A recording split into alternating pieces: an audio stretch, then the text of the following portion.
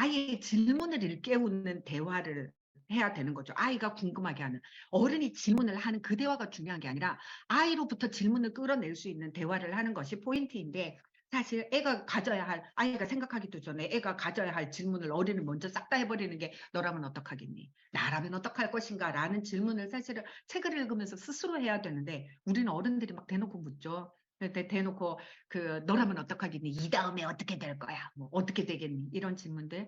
근데 어떤 질문들이 더 중요한 건가 하는 것은, 사실 그림책 대화에 대한 것은 따로 시간을 내서 더 깊게 이야기를 해야 하는 거고요. 아이들과 어떤 식으로 이야기를 해야 할 건지에 대해서 이제 라키의 다른 기사 하나 볼게요. 이 기사는 이신혜 기자가 "이 나이에도 친구는 어려워라는 제목으로 그림책 짝꿍 동화책에 대해서, 그림책과 동화책을 연결시킨 기사인데요. 아이 마음에 질문을 던지고, 그리고 그 답을 찾아 나가도록 하려면 사실은 아이가 답을 찾고 싶은 마음이 들게 해야 되는 거잖아요. 벽돌이 있어야 집을 짓고 생각거리가 있어야 생각을 하죠. 아이들이 책으로 나만의 책의 집을 짓기 위해서는 이 아이에게 많은 책을 줘야 합니다. 근데 어떻게 짓고 어떻게 그 책을 읽어 나가야 할 건가 하는 샘플 제공이 사실은 굉장히 많은 독서 지금 말이 약간 꼬였는데, 그러니까 한 가지 문제를 이렇게도 보고 저렇게도 볼 수 있다는 거.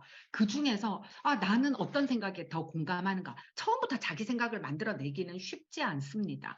여러 종류의 책을 읽으면서 한 가지 문제를 보더라도 다양한 시각의 책을 읽으면서 내 생각은 이쪽에 더 가깝네. 그렇게 생각할 수 있는 샘플을 좀 많이 주는 게 필요한 거죠. 한 가지 문제를 이렇게도 보고 저렇게도 볼 수 있는데, 나는 그중에서 어떤 방법으로 볼 것인가? 진짜 내 소원의 아까 그 아이처럼 남들이 내게 준 생각 말고 진짜 내 생각은 뭔가, 다양한 관점과 다정한 이야기들, 이런 것들이 필요한 거죠. 그리고 이제 그런 것에 대한 샘플 작업들을 지금 이 이신의 기자가 "이 나이에도 친구는 어려워" 우정에 관한 각종 책들을 소개를 했는데요. 어떤 책들을 작품으로 해서 소개를 했는지 잠깐 한번 볼까요? 여기에 보면 이 이신의 기자는 초등학생이 좋아하는 동화책 200, 이 책을 쓴 초등학교 선생님이기도 합니다. 이 맨 처음에 시작할 때는 그렇게 시작을 해요. 친하게 지내다가 둘이서 친하게 지냈는데 한 명이 껴들었어요. 삼자가 껴들었어요. 이런 경우 너무 많이 겪지 않습니까? 교실에서도, 우리 가정에서도 아이들이 너무나도 쉽게 겪는 상황이죠. 둘이 친한데 하나가 끼어들어서 나랑만 친할 줄을 알았던 이 아이가 다른 아이랑 친하게 됐을 때, 그렇게 했을 때 어떤 일들이 벌어질까? 이신혜 기자가 처음에 게시하고 있는 책은 "안녕 내 친구라는", 저기 왼쪽에 보이는 저 그림인데요. "안녕 내 친구에서는 결국은 둘이 친하던 둘이가 헤어집니다. 관계의 끝을 보여주는 이야기예요. 그리고 이 그림책을 읽으면서 아이에게 보다 폭넓은 생각을 할 수 있도록 짝꿍 동화책으로 소개한 책이 "고양이도 필요해" 인데요. 근데 이거는 다른 친구들은 다 고양이 있으니까 이 주인공 애가 자기가 슬쩍 거짓말을 해요. "나도 고양이 있는 척." 그래 가지고 고양이 사진도 들고 와서 보여주고 이렇게 막 하는데, 과연 이 거짓말을 하는 것이 끝까지 잘 될까요? 아이가 불편했겠죠. 아이가 고백을 합니다. "나 사실은 고양이 없어." 이렇게 고백했을 때 솔직하게 얘기해 줘서 "고마워." 이렇게 용서해 주는 친구도 있고, "그래도 나는 거짓말하는 찝찝해." 이런 친구도 있을 수 있겠죠. 내가 고백을 했을 때 거기에 대한 반응도 굉장히 다양할 수 있고, 그리고 아이들이라고 해서 무조건 화해하고 무조건 친하게 지내고, "미안해." 했으니까 "자 인제 껴안아." 둘이서 껴안아 주고 다시 친하게 지내. 아이들의 인간관계가 그렇게 쉽지 않거든요. 이렇게 동화책을, 그러니까 친구의 관계의 끝을 보여주는 이야기로 "안녕 내 친구와 그 고양이" 책을 넣었어요. "고양이가 필요해를." 그러고 나서 또 다른 그림책 하나를 얘기를 합니다. 이 그림책에서는, 이 동화책의 짝꿍 그림책으로 이번에는 토끼가 없는 아이 이야기를 냅니다. "나만 없어 토끼." 아까 전에는 나만 고양이가 없었는데, 이번에는 나만 토끼가 없는 아이의 이야기입니다. 요 그림책 같은 경우에는 한번 내용까지 자세히 살펴보도록 할게요. 이제 첫 장면은 카야가 이렇게 장난감 집을 만들고 장난감 집에 붙일 벽지랑 풀 같은 걸 준비하고 기대에 차 있는 장면에서 시작을 합니다. "오늘 풀만 있으면, 풀이 좋아야 한다. 풀만 좋으면 벽지 붙이는 거 식은 죽 먹기야. 카야가 다 준비해 놓았다. 카야는 그저께 코테랑 같이 집을 만들었다. 이제는 벽지를 함께 그려 어제는 함께 벽지를 그렸고 이제 풀도 챙겨 놨으니까 카야가 오기만 하면 되는데." 카야가 오지 않습니다. 카야가 부엌 창밖으로, 카야가 아니라 코테가 부엌 창밖으로 지나가 버려요. 금방 우리 집으로 올 줄 알았는데 부엌 창밖으로 보이던 코테는 다른 곳으로 갑니다. 카야는 다시 밖을 내다보았어요. 코테가 카야네 집으로 오지 않고 카야네 정원을 가로질러 어디론가 가고 있어요. 어디를 가고 있냐면 카르멘의 집으로 갑니다. 카르멘은 원래 코테랑 친한 애예요. 카르멘이 아프거나 못 놀 때만 코테는 카야랑 놀아줍니다. 카야는 코테가 만든 벽지를 구겨버렸다. 한 장 더 뭉갰다. 손 안에 작은 콩알 2개, 토끼똥 같다. 저애들은 토끼가 다 있어요. 저애들은 다 토끼가 있는데 나만 토끼가 없습니다. 카르멘 집 앞을 지나가 볼까? 아빠는 진짜 토끼는 똥을 너무 많이 싼대요. 그래서 못 키우게 해요. 카야는 토끼가 없다. 토끼 그림만 있다. 아빠가 진짜 토끼는 똥을 너무 많이 싼다고 했다. 카야는 코테와 카르멘이 집 뒤편으로 사라지기 전에 겨우 인사를 했다. 카야는 정원문을 열고 아이들을 쫓아갔다. 카야 너무 용기 있죠. 친구들 지네 둘이끼리만 놀고 있는데 거기에서 나랑은 안 놀아주네 하고 포기하지 않고 카야는 한 번 더 따라갑니다. 카야는 한 번 더 따라갔는데 애들이 그렇게 얘기하는 거죠. 야, 원래 동물들은 자기 맘대로 해. 너는 뭘 잘 모르겠지만 이렇게 나오니까 카야가 엉겁결에 말이 튀어나왔어요. 나도 토끼 있어. 있다기보다 우리 집 앞 들판에 살아. 그런데 쓰다듬어도 돼. 카르멘이 고개를 들었다. 뭐? 너희 집 앞에 토끼가 있다고? 잠시 침묵이 흐른다. 카야는 무슨 말을 해야 할지 모르겠다. 카르멘은 계속 대답을 기다린다. 산토끼랄까? 카야가 자기도 모르게 또 말을 해버렸다. 근데 되게 복슬복슬해. 지금 거기 있을까? 카르멘이 궁금했다. 카야와 카르멘이 정원문으로 나가자 코테가 카야를 째려보았다.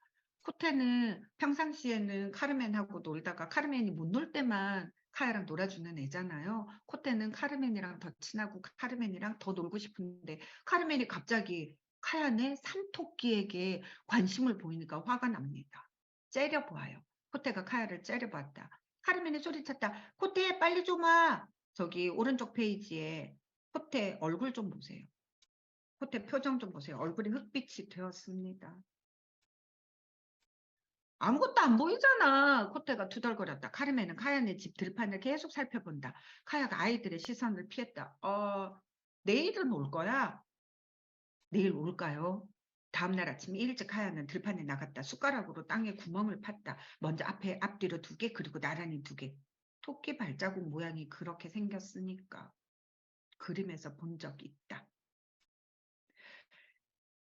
거짓말한 것 때문에 카야가 마음고생이 많을까요? 그쵸. 마음고생 많이 하겠죠. 그런데 이렇게 토끼 발자국만 있는 거를 보고 아이들이 생각을 합니다. 엉겁결에 했던 거짓말 때문에 밤에 또 거짓말을 해요. 밤에 자주 나타난다고 엉겁결에 또 말해버리는 바람에 아이들은 밤에도 모이고 토끼 나타날 때까지 비 오는데 토끼 먹이 마련해 놓고 준비해서 꼬셔보기도 했어요. 그래서 이제 무거운 먹이 나르느라고 서로 힘 합쳐가지고 수레도 끌고 모여가지고 비 오니까 오늘은 안 올래나 오늘 밤에는 올래나 이렇게 계속 아이들이 함께 시간을 지냅니다. 아이들은 일주일 내내 먹이를 날랐다. 주로 묵은 사과랑 감자랑 당근 껍질이다. 아이들은 번갈아 손수레를 끌었다. 어떨 때는 정말 무겁다. 그러면 둘이 손수레를 끌고 한 사람은 정원문을 열어주었다. 하지만 토끼는 오지 않았다. 배가 안 고픈가 봐. 카야가 머뭇거리며 말했다. 카르멘은 포기하고 싶지 않았다. 코떼, 해적 게임 가지고 오지 않을래? 우리 계속 기다리자. 더 기다리면서 하자.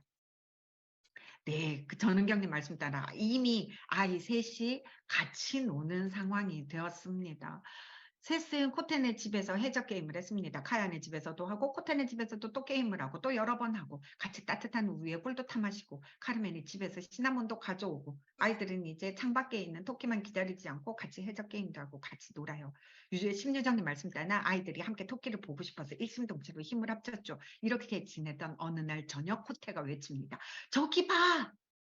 저기 밖에 토끼 대신 사슴이 나타났습니다. 사슴 2마리가 먹이를 먹고 있고 카르멘이 까르르 웃었어요. 진짜 예쁘다. 야, 눈이 오기 전에 최대한 많이 먹어두려는 거야. 카야가 말하자 코테가 깜짝 놀랐다. 정말 우리가 쟤네 먹을 거 챙겨주자. 응? 카르멘도 동감이다. 우리 집에 태비 더미에 먹이할 거 많어. 코태가 아이들에게 말했다. 내일 오후 우리 집으로 와. 우리 집은 일요일마다 감자부침 먹거든. 싱크대에서 바로 감자껍질 모으면 돼. 이렇게 얘기하고 카르멘이 문 앞에서 기다립니다. 카야는 재킷을 입으며 코태에게 미소 지었어요. 그럼 우리 내일 보자. 네. 수진님 말씀 따라 이 정도면 삼총사죠. 아이들 너무 귀여워요. 이렇게 끝이 납니다. 아무도 처음에는 저는 이 책 보고 깜짝 놀랐던 거, 이렇게 끝난다고? 아니, 거짓말을 했으면 거짓말을 했다고 고백을 하든지, 아니면 그 거짓말이 우연히, 정말 이거 보고, 네가 거짓말했구나, 아휴, 어떡하냐, 네 친구들한테 거짓말을 해서 애들한테 네가 그렇게 할 수도 없고, 아휴, 어떻게든 한 마리 사자. 엄마가 아빠 설득해가지고 토끼 한 마리 사다 오는 것도 아니고. 도대체 이 책은 뭔 얘기를 하고 있는 거지? 이 책은 글로 써지지 않는 것들을 더 많이 읽어내고 헤아려야 하는 그런 책입니다. 강선아님 말 맞다나 토끼 찾다가 친구 찾은 아이들 이야기거든요. 그런데 이 감정을 이 책을 읽어 김다혜님 말 맞다나 지금 거짓말인지 아닌지가 중요하지 않은 상황인 거죠. 그런데 이 감정을 아이들하고 읽어보면 5살도 이해하고 6살도 이해하고 15살도 이해하거든요. 안타까워하고 어떻게 그 감정을 아는 거죠. 아이들의 세계는 어른들이 생각하는 것만큼 단순하고 그렇게 행복이 가득한 순진한 세상만은 아니거든요. 저는 이 책에서 우리가 주심해서 봐야 되는 거는 어른들은 여기에서 제일 관심을 보이는 게 그거예요. 거짓말 해나 안 해나. 저거 거짓말을 계속 이어 붙여갖고 오네. 저거 어떻게 해석할 건가. 그런데 아이들은 이 세 아이들의 관계에 집중하는데요. 관계에 집중하는 것뿐만 아니라 우리가 유심히 봐야 되는 것 중에 하나는 이 아이들이 보여주고 있는 표정입니다. 지금 중간에서 내 친구가 지금 카르멘이 나랑 더 친했는데 지금 갑자기 산토끼 있다고 끼어든 지금 카야한테 지금 관심 보이네. 저 어떻게 내 절친이 저 아이에게 관심을 보이다니 안 돼. 이렇게 얘기하는 코테 표정 한번 볼까요? 코테 표정을 페이지별로 좀 한데 모아봤어요. 지금 우리는 토끼 있거든. 너는 토끼 없지? 이럴 때 약간 잘난 척하는 저 표정. 그리고 자 갑자기 자기 친구 카르멘이 인싸 카르멘이 막 코테한테 카야한테 관심을 보였을 때 저 불안한 표정, 흑빛이 되는 표정.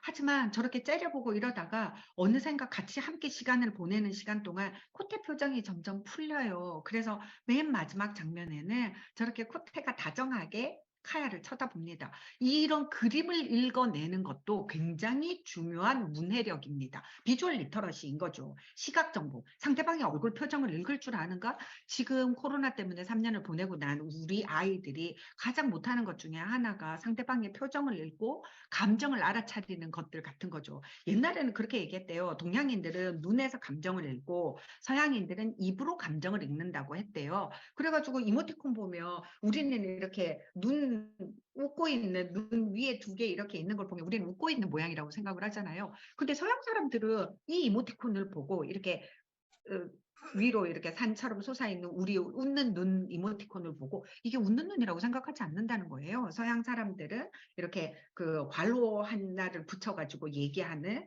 그 이모티콘을 쓰죠. 이걸로 흔히 보통 동양인들은 눈으로 표정을 얘기하고 서양인들은 입으로 표정을 얘기한다고 그랬는데 요새 아이들은 몸매만 서양화되어 가고 있는 것이 아니라 요새 아이들은 그렇게 생각하지 않는다고 한대요. 요즘 아이들은 그렇게 따지자면 정말 마스크로 가리더라도 이 표정이 다 드러나야 되는데 마스크로 가려진 상태에서 아이들이 표정을 읽어내기가 너무 힘들고 표정을 읽어내서 상대방이 무슨 감정인지 모른다는 것은 상대방의 감정에 공감하기도 너무 어렵다는 거죠. 이렇게 표정 읽기와 눈으로 시각적인 정보, 텍스트로 되어 있고 언어로 되어 있지 않은 비언어적인, 반언어적인 그런 정보, 우리말인데 해석이 필요하니 님께서 그렇게 써주셨어요. 우리말인데 해석이 필요하니 그럼요. 해석이 필요하죠. 이런 얘기들을 아이들에게 이해시키기 위해서는 이런 비주얼 리터러시에 대한 능력까지도 일으켜 주려면 아이들의 경험치를 올려야 됩니다. 아이들의 경험치를 올려주기 위해서 그림책이 필요한 거죠. 다양한 상황에 노출시켜야 하고 사람들의 반응을 지켜봐야 하는 것입니다. 이신혜님이 이신혜님 들어오셨구만요. 아까 전에 그 지금 동화책 작품 그림책 작품 동화책 쓴 기자님입니다. 이신혜 기자가 이렇게 우리는 웃는 모양이 위를 보라는 뜻으로 서양에서는 있는데요. 이런 식으로 달라지는 이런 것들을 우리가 아이들에게 훨씬 더 많은 경험치를 제공해 주기 위해서 그림책은 너무나도 소중한 거죠. 하지만 오늘 우리가 더 열심히 봐야 하는 그림책은 이런 창작 그림책보다 논픽션 그림책 쪽을 훨씬 더 많이 보도록 하겠습니다. 논픽션 그림책 어떻게 할 것인가. 근데 우리 집에는 여러분들 그런 걱정하시는 분들 많으시죠. 우리 집에는 창작 그림책만 읽고 논픽션 안 읽어요. 과학책 안 읽어요. 그런가 하면 우리 집에는 논픽션만 읽어요. 맨날 지 좋아하는 과학책 이런 것만 읽고 창작책 안 읽어요. 편독하는 것 때문에 고민 되게 많으실 텐데 어떤 책이든 사실은 이 부분만 잠깐 얘기를 하자면 편독하는 거 큰 문제 없습니다. 편독하는 거 큰 문제 없고 한 부분에 있어서라도 독서력이 올라가면 자기가 다른 분야에 관심이 생겼을 때 자연스럽게 넘어가기 때문에 너무 큰 걱정 안 하셔도 되는데요. 그럼에도 불구하고 우리 아이가 논픽션을 잘 안 읽는다 이런 경우에 논픽션에 빠지게 하는 비결을 제가 이렇게 이제 기사에 써놨습니다. 우리 아이 논픽션에 빠지게 하는 비결 이렇게 써놨는데 그 안에 내용들을 이런 것들이 있습니다. 같은 주제의 다양한 스타일의 논픽션을 보여줘봐라. 한 권 주제 보여줘 놓고 우리 애는 논픽션 싫어하나 봐. 이렇게 얘기하지 말고 똑같은 논픽션이라도 세밀하로 된 논픽션도 있고 사진으로 된 논픽션도 있고 이야기처럼 되어 있는 논픽션도 있고 사전처럼 찾아볼 수 있는 논픽션도 있고 그렇잖아요. 다양한 스타일의 논픽션들을 동영상이나 사진 등 다양한 재료와 함께 제공을 했을 때 아이들이 훨씬 더 관심을 가질 수 있다. 이런 얘기를 썼는데요. 기사 안에서 소개하고 있는 것들은 이런 거예요. 똑같이 장수풍뎅이를 얘기하더라도 자, 지금 제가 그 기사에 실었던 책 표지들을 이렇게 올려놨는데요. 장수풍뎅이에 관한 책들이 저렇게 다양한 스타일로 있습니다. 세미라도 있고 사진도 있고 그림책도 있고 내 아이가 좋아하는 스타일의 논픽션을 찾는 것이 중요한 거죠. 논픽션을 좋아하더라도 논픽션을 좋아하는 아이도 그렇습니다. 좋아하는 아이라면 다양한 스타일의 논픽션을 다양하게 보여주는 게 더 중요하겠죠. 더 중요하게 다양한 스타일의 책들을 읽다 보면 처음 한 권을 읽었을 때는 무슨 얘기인지 잘 이해를 못하다가도 같은 주제의 책을 여러 스타일을 읽다 보면 배경 지식이 점점 늘어나거든요. 그래서 그 다음 책에 그 책을 읽을 때는 또 더 재미있게 볼 수 있게 됩니다. 그래서 지금 김선희님은 세 번째가 제 취향이에요. 이렇게 얘기하셨는데 랄라님은 또 저희는 이야기가 있어야만 읽어요. 그러시거든요. 그러면 이야기가 있어야만 읽는 애한테는 이야기를 통해서 장수풍뎅이 알게 하고 장수풍뎅이에 대해서 여기에 이런 책도 있다 하면서 이번에는 사진책 한번 들여다 보여주고 이런 식으로 같은 주제의 여러 종류의 책을 읽게 하는 것이 아이들한테 논픽션의 즐거움을 느끼게 하는 좋은 비결이 되는 거죠. 이것도 기사의 한 부분인데요. 이제 캡션에 이렇게 써놨어요. 이런 페이지는 실감나게 읽어줘. 이렇게 써놨어요. 좋아, 지금이야. 자세히 보면 이거 사진 그림책입니다. 사진 장수풍뎅이랑 사슴벌레가 이 사슴벌레가 지금 싸우고 있는 장면에서 그냥 장수풍뎅이와 사슴벌레가 싸우고 있습니다. 이렇게 책이 구성되어 있는 것이 아니라 으라차차차차 으아! 아니 저게 무슨 논픽션이야. 의성어밖에 없는데 이걸 통해서 배우게 되는 게 얼마나 많은데요. 이렇게 싸우게 있다는 것을 보여주고 있는 거니까요. 여기에 대해서 이런 제안을 하고 있는 게 누구냐면 Five Kinds of Nonfiction 이라는 이 논픽션을 어떻게 아이들한테 읽혀줄 것인가라는 책을 멜리사 스튜어트 작가가 썼어요. 이 작가는 자기가 쓴 그러니까 논픽션 그림책이 200권이 넘고 아이들한테 어떻게 할 것인가 하는 교육서도 굉장히 많이 쓴 유명한 교육자이자 논픽션 작가인데요. 이 멜리사 스튜어트 작가가 지금 제안하고 있는 것이 그런 거예요. 논픽션은 굉장히 다양한 종류가 있어서 골고루 읽히는 게 좋다. 그래가지고 Five Kinds of Nonfiction. 그러니까 5가지 종류를 잠깐만 한번 보고 가자면요. 액티브 논픽션 같은 경우는 활동 안내서예요. 뭐 요리책 같은 것들. 이렇게 어떻게 밖에 나가가지고 이제 야외 그 와일드 라이프를 지켜보기 위해서는 새 관찰 어떻게 할까? 뭐 이런 것들이죠. 그런 거고. 브로저블 논픽션은 검색 가능한 것들 1번부터 100번까지 쭉 있어가지고 게이 종류는 이렇게 많이 있어요. 여기에는 지금 보여주고 있는 거는 The Book of Queens, 여왕에 관련된 그림책이잖아요. 여왕에 관련된 지식들을 쫙 있어서 자기가 뛰어가면서 띄엄띄엄 자기가 관심 있어 하는 부분만 검색해서 볼 수 있습니다. 그리고 전통적인 그림책 같은 경우에는 이 리트리버 개는 특징이 이런 거가 있고 뭐 이런 종류는 어디에서 많이 살고 성격은 어떻고 이렇게 전통적인 설명형입니다. 이 스포지터리 리터러처 같은 경우는 해설문 스타일이고 좀 더 주제별로 콜렉션 해놓은 이야기들이 많아요. play like an animal. 도대체 동물처럼 논다는 게 어떤 걸까? 우리가 동물처럼 한번 놀아보자. 노는 이런 얘기들을 하면서 동물들이 어떻게 행동하고 있는지를 얘기를 해주고 있는 거죠. 내러티브 논픽션은 주인공이 있어서 이야기를 전달하는 건데 이게 픽션이 아니라 팩트 기반이고 정보들을 많이 줄 수 있는 이야기들이 되어 있는 거죠. 500원씨 님이 우리 집에 있는 것 같은데 동물처럼 노는 애 집집마다 다 있어요. 집집마다 다 있는. 그러니까 이렇게 다양한 스타일의 논픽션들을 아이들한테 한번 제시를 해보자.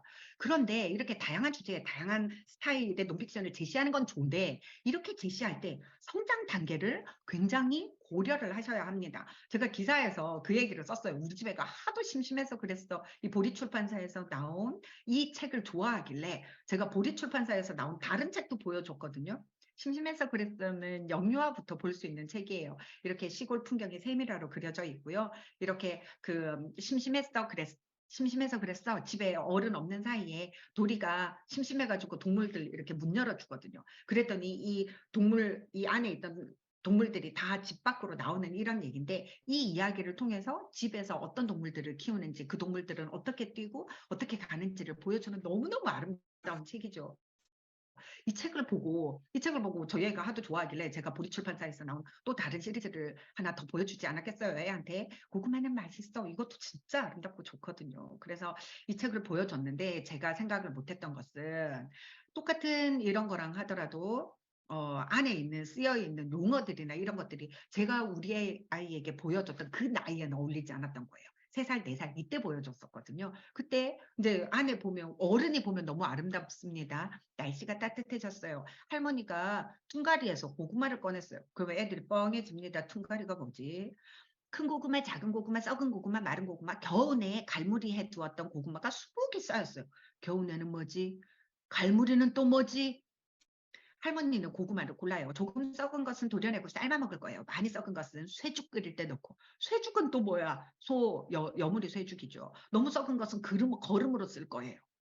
걸으면 또 뭐지? 그러니까 아기가 읽기에는 이렇게 되게 아름다운 그림이고 우리가 보기에는 너무 좋은 내용이잖아요. 정말 큰 고구마, 작은 고구마, 썩은 고구마, 마른 고구마 다 자기 쓸 때가 있고 자기 갈 길이 있고 파트너도 다 있겠죠. 파트너도 고구마 순이냐 우유냐 고구마 순 김치냐 우유 김치냐 파김치냐 각종 고구마들이 다 파트너가 있게 마련인데 우리 꼭 잘생기고 멋진 고구마만 갈 길이 있는 게 아니라 우리 모두도 잘생기고 못생긴 우리도 다 갈 길이 있고 파트너가 있다는 이런 얘기들을 애기들은 모르는 거예요. 왜냐면 그 허들을 못 넘어가는 거죠.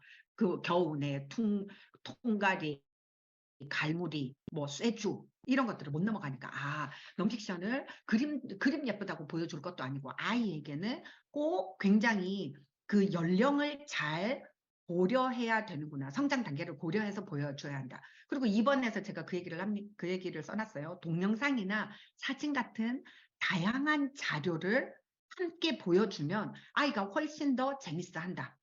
이 산딸기 크림 봉봉 이거 이신혜 선생님이 강의할 때 이 얘기 많이 보신 분들 많으실 거예요. 산딸기 크림 봉봉이 넌픽션이었어? 그렇게 지금 놀라시는 분들도 많으실 겁니다. 왜냐하면 이 책 같은 경우는 그림이 너무 예쁘고 줄거리가 굉장히 물 흐르듯이 넘어가거든요. 산딸기 크림 봉봉이라는 한 가지 디저트를 200년 전부터 그러니까 몇백 년 전부터 계속 어떻게 이 디저트를 만드는 방법이 바뀌었는가를 보여주면서 기술이 어떻게 바뀌었고 냉장고가 어떻게 나오게 되었고 사람들의 역할 분담은 어떻게 되어 있는지를 다 설명해 주고 있는 넌픽션입니다. 역사적 사실을 버무렸는데 픽션에 버무린 게 아니에요. 픽션에 버무린 게 아니라 보여주는 방법 자체를 굉장히 아름답고 배치를 잘한 넌픽션인 거죠. 이 책만 하더라도 그냥 예전에 어느 시절에는 200년 전 미국에서는 이렇게 노예들이 딸기를 따서 만들었어요 하는 이런 장면도 그냥 넘어갈 게 아니라 이 책이랑 어울리는 이 책으로 같이 볼 수 있는 시각적 자료를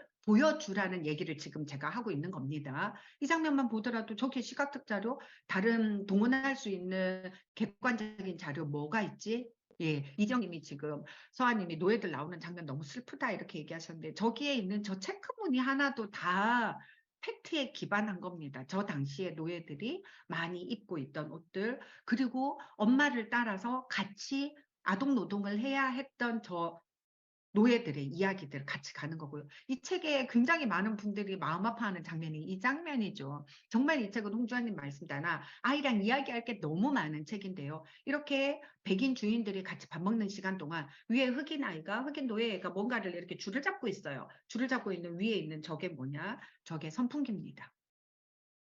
저 선풍기는 그러니까 이제 여기가 촛불도 켜놓고 이러니까 남부 지역이라서 덥기는 한데 그렇다고 해서 선풍기가 있던 시절은 아니잖아요.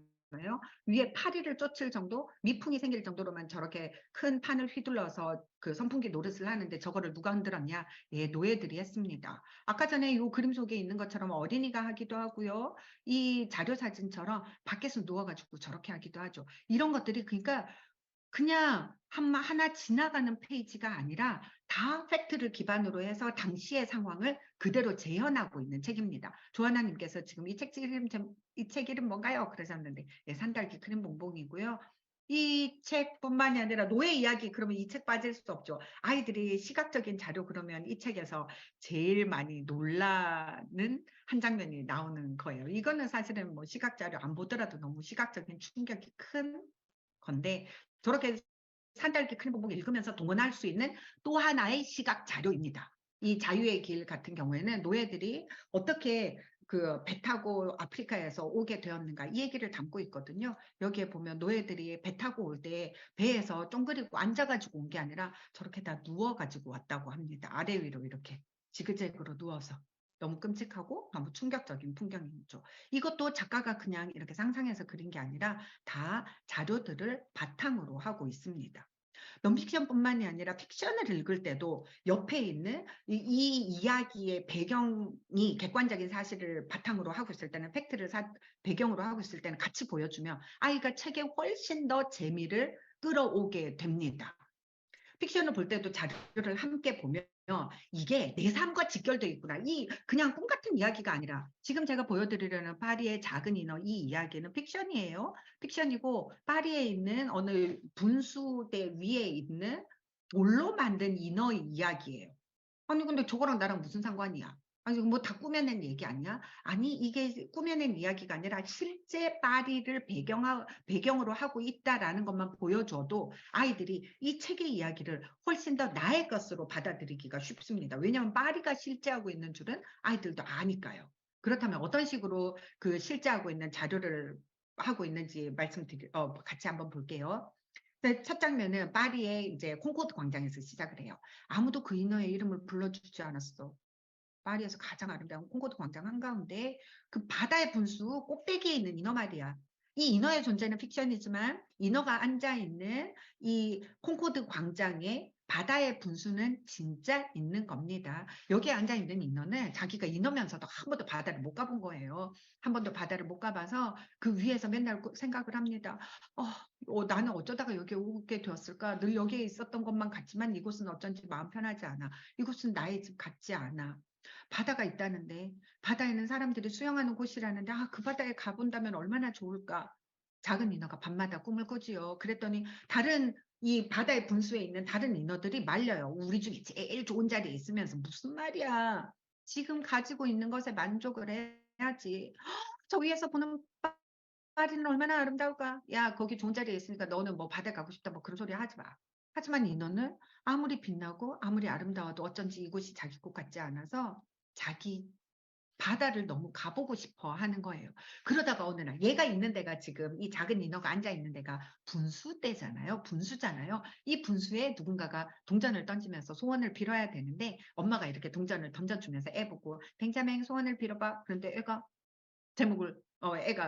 자기 소원 얘기를 못한 거예요. 소원 얘기를 못하니까 그 순간에 위에서 인어가 탁 얘기를 합니다. 자기 소원 얘기를 해요. 얘는 소원이 바다에 가는 거고 그날 밤에 얘한테 인어한테 꼬리가 사라지고 다리가 생깁니다. 그래서 이제 이 인어가 다리가 생긴 인어가 바다로 가기 위해서 파리 시내를 돌아다니는 이야기거든요. 이런 이야기인데 이 이 분수가 실제 하고 있는 분수인 거죠. 아까 전에 요렇게 장면 되어 있었던 거 기억나시죠? 요렇게 장면 되어 있었던 거. 저 뒤에 지금 짓고 있는 에펠탑 보이십니까? 이게 다 실제를 기반하고 있어요. 실제로 이 바다에 분수가 있고 지금은 저 위에 그 돌로 만든 인어는 없습니다. 왜냐하면 인어는 픽션이니까요. 저도 바다의 분수는 논픽션이지만. 저 멀리에 지금 이 에펠탑 보이시죠? 이 에펠탑이 이 작품 속에서는, 그림책 속에서는 이상한데 에펠탑이 반으로 부러졌어. 부러진 게 아니라 지금 짓고 있는 중입니다. 그렇다면 지금 이 인어가 앉아있는 저 시대는, 앉아가지고 바다에 가고 싶어 말하고 있는 저 시대는 언제겠냐는 거죠. 저거는 자료를 찾아보면 금방 알 수 있습니다. 지금 아까 전에 요 그림을 봤을 때, 그러니까 지금 에펠탑이 2층까지 나왔어요. 2층까지 있고 지금 지어지고 있는 조 그림을 자세히 생각을 해보시면 이 사진 자료를 봤을 때 몇 년쯤인지 알 수 있겠죠. 에펠탑은 1887년부터 1889년까지 만들어졌는데 지금 이제 털을 잡기 시작해서 끝까지 올릴 때까지 밑에 날짜를 기록해 놓았어요. 그러면 책 보면서 얘기할 수 있겠죠. 이 아이가 지금, 인어가 지금 꿈꾸고 있는 이 시대는 1888년 10월 14일 요때 기록이랑 비슷하네. 요때랑 비슷하기 때문에 6학년 세계지리 공부할 때 이 책 너무 유용하겠어요 라고 하셨는데, 그쵸, 이런 식으로 픽션도 픽션도 공부하는데 끌어넣을 수 있고, 이게 논픽션도 그러니까 꼭 장수풍뎅이 그림책이라고 해서 이게 생물에만 도움이 되는 거는 아니라는 거죠.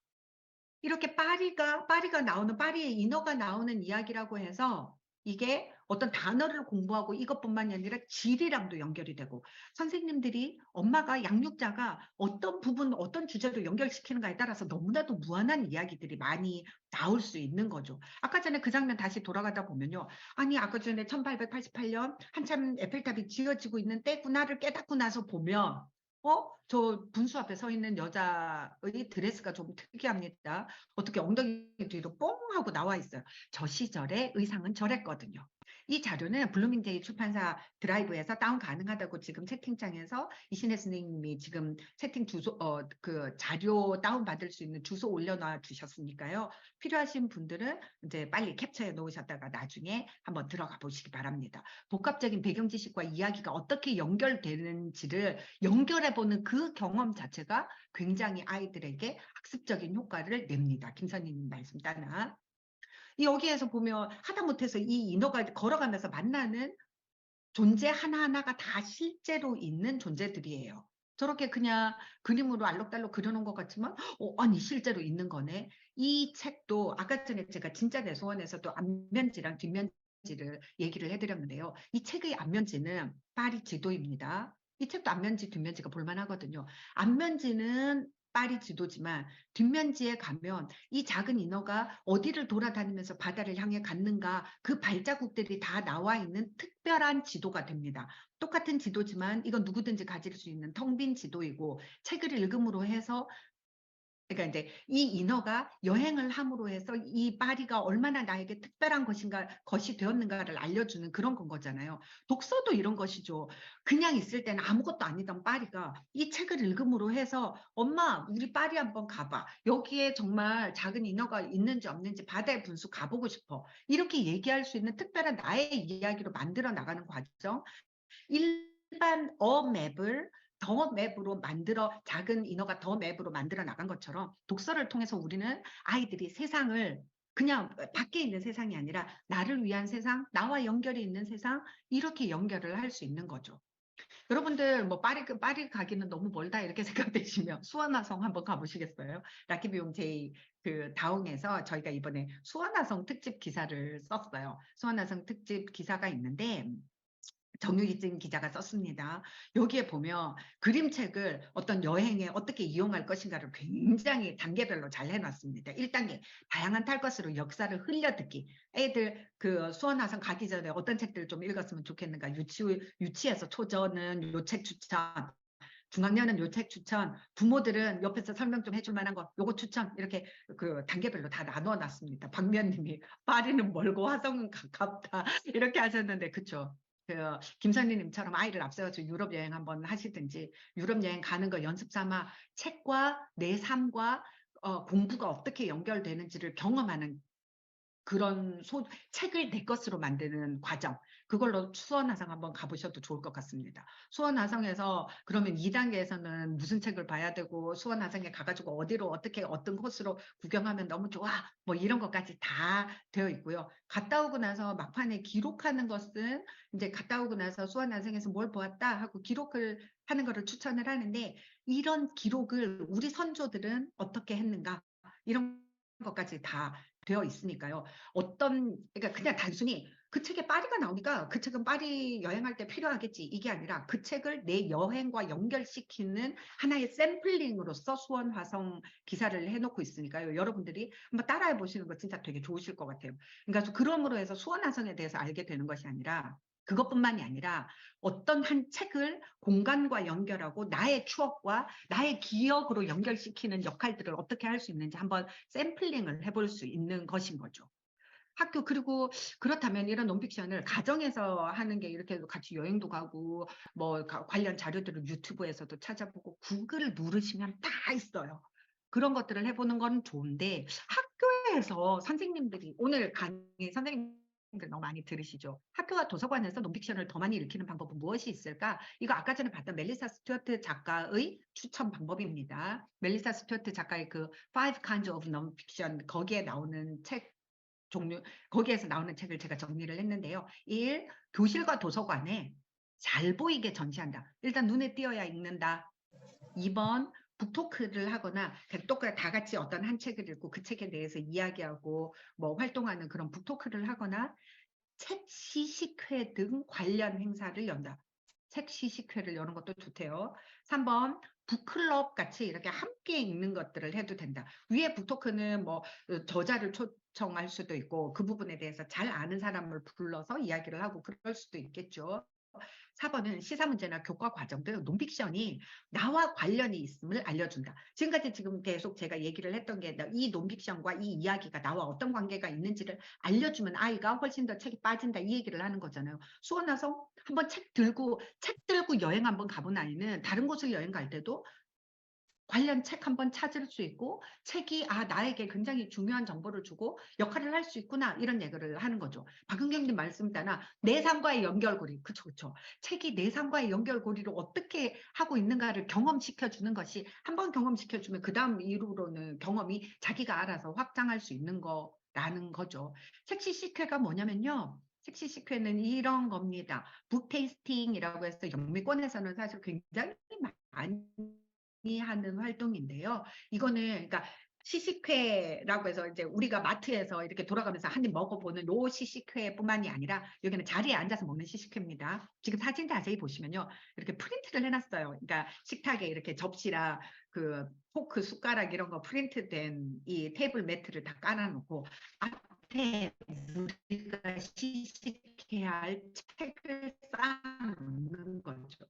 그러면서 아이들이 이 책을 들고 와가지고 이 책은 재밌을 것 같아. 이 책은 어떤 부분이 좋아? 이 책은 어때? 이런 식으로 자기가 메모를 남기는 거죠. 그리고 마치 이 음식 너무 짜요. 백종원 씨처럼, 백종원 대표처럼 읽고 나서 이거 너무 단데 이거 단맛을 좀 빼야겠는데 이거 간장을 좀 쳐보세요. 이런 거 하는 것처럼 책 읽으면서 나의 코멘트를 하는 거죠. 이런 책 시식회를 해보는 거 이런 것들도 아이들에게 관심을 끌 수 있는 거죠. 이걸 책 시식회를 통해서 좋은 점은 뭐냐면 아이들이 평상시에 읽지 않던 책을 말 그대로 맛만 보는 거죠. 맛만 보고 그리고 이거 내가 좋아하는 책이야. 이거 내가 좋아하는 스타일이야. 서로에게 책을 추천할 수도 있다. 아이들에게 이야기의 거리로 책 자체를 제안할 수 있는 그런 책입니다. 멜리사 스튜어트 작가는 이런 책을 쓴 작가인데요. 저는 이 책 때문에 정말 수십 년 살면서 몰랐던 여름잠을 알게 되었답니다. 여름잠을 잘 거예요. 겨울잠은 많이 알지만 그 여름잠을 자는 것도 있다라는 거. 그래서 제가 멜리사 스튜어트 작가 소개하느라고 이 책 잠깐 꺼냈어요. 여름잠을 잘 거예요. 쭉 날씨가 조금씩 따뜻해지면 겨울잠을 자던 동물들이 하나둘씩 깨어나요. 하지만 그러는 동안 겨울잠을 자던 동물이 일어나서 깨어나는 동안 어떤 동물들은 아늑하고 시원한 곳을 찾아가서 여름잠을 자려고 합니다. 어떤 동물들은 껍데기를 가진 동물들은 나무 위에서 여름잠을 자기도 하고 누구는 혼자 자고 누구는 단체로 자고 뭐 이런 식의 얘기들 여름잠에 대한 얘기들을 넣고 있는 거죠. 그러면 이걸 통해서 이런 책을 보다 보면 만약에 아이가 이 책을 읽으면서 여름잠을 잔다고 그러면 겨울잠으로 이야기를 확장시킬 수도 있고 여름잠을 자는 동물들의 사진 넌픽션을 읽을 수도 있는 거겠죠. 그리고 또 달팽이가 기어가는 픽션 책 이런 것들도 할 수 있을 거고요. 이 책은 초등 교과 연계로도 좋다고 그렇게 해놓은 책이고요. 자, 이제 이렇게 아이들에게 책을 가까이 하는 방법 그리고 그 국어 시간이 아니라 수업이 아니라 하더라도 책을 읽으면서 어떻게 내 삶으로 그 책을 연결시키고 나의 언어와 이해력과 맥락을 파악하는 능력들을 확장시켜 나갈 것인가 이런 얘기를 했습니다. 이런 얘기를 했고 이제는 드디어 수학 그림책으로 한번 넘어가 볼 건데요. 수학을 그림책으로 봤을 때 가장 좋은 점은 뭘까요? 아니 수학은 일단 숫자 알아야 되고 구구단 외워야 되고 해야 할 일이 많은데 언제 그림책 보고 있나요? 예, 이 그림책으로 수학의 문을 열자 그림책으로 수학하며 박은경님 말씀 따라 직관적으로 개념 이해 그쵸 저거죠 이송희님 말씀 따라 가시화 개념을 눈으로 보는 거 그리고 또 우리말인데 해석이 필요하님 수학에 대한 거부감이 사라지죠 그쵸 허들을 낮춥니다 재밌는 이야기인 줄 알았는데 읽다 보니까 수학적인 개념이 생긴단 말이에요 그래서 가장 결정적인 거는 재미있기 때문에 자발적인 반복을 하게 되는 겁니다. 박진주 님이 학습 만화랑은 다르겠죠? 이렇게 얘기를 하셨는데요. 학습 만화도 어떤 한 부분에 대해서 관심을 끌어들이는 걸로는 마중물 역할을 할 수 있다고 생각합니다. 그런데 그게 너무 강력하잖아요. 너무 강력해서 학습 만화만 보는 시점으로 넘어가기 때문에 학습 만화가 비추천은 아니지만 관리가 필요하다 이런 건 거고요. PPT 자료를 따로 저희가 이게 그림체 그 저작권 문제 때문에 제가 지금 소개하고 있는 우리말 그림책들은 다 이렇게 그 출판사로부터 허락을 받고 했지만 저작권 문제 때문에 이 그 영상을 드리지는 못하고 있습니다. 아니 지금까지 소개한 책의 목록을 쭉 올려주신 권정형님 머털도사님이 지금까지 소개한 책 목록을 쭉 올려주셨어요. 세상에 저런 센스는 어느 책을 읽으면 배워지는 센스인가요? 감사합니다. 음, 재미있어서 자발적으로 반복을 하게 되는 거 그리고 또 중요한 수학을 그림책으로 읽었을 때 중요한 그 장점 중에 하나는 뭐냐면요. 표나 그래프 이런 것들이 그림책 속에 또 자기도 모르게 이렇게 툭툭 끼어들게 되어 있거든요. 이런 것들을 통해서 시각 자료를 이해하는 힘을 키울 수 있습니다. 이제 수학하기 좋은 그림책들 이제 대놓고 수학 그림책인 거 몇 권 한번 소개해 드릴게요. 수학 마법사의 재미있는 측정 이야기 데이비드 슈워츠 글 스티븐 켈로그 작가는 그 그림책에서 그림 잘 그리는 작가들한테 주는 가장 우리나라 그 학부모들이 가장 좋아하는 책 중에 하나인 칼데코상을 수상한 그런 작가예요.